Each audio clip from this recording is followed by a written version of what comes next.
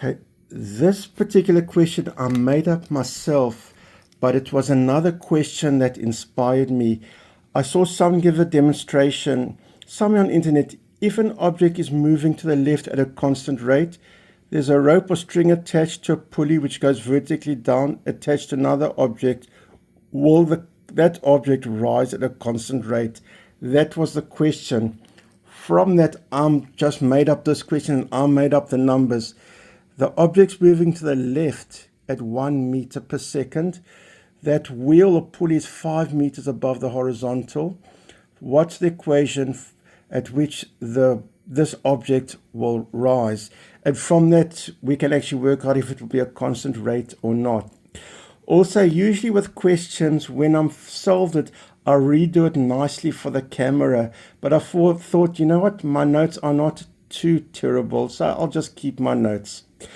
I made up this letter X is the distance from the object to the vertical, and I used H from the object to the wheel. I just got it from the word hypotenuse. Okay, we want to solve for dH over dt because the rate of change of H is the rate of change of the rope on the vertical, because it's the same rope from this object to the wheel and down. The total will always be constant because it's the same rope. So let's say at a particular point in time, H is moving at 2 meters per second, increasing at 2 meters per second. This side of the rope, the vertical, will be decreasing at 2 meters per second because these two totals always add up to the same. So I want to solve for dH over dt.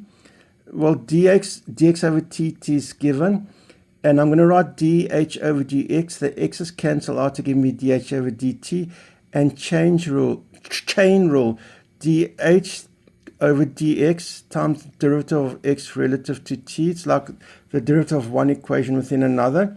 Dx over dt, we already told is a constant 1, so once I have dh over dx, we can use that to get dH over dt. So there's my equation relating h and x.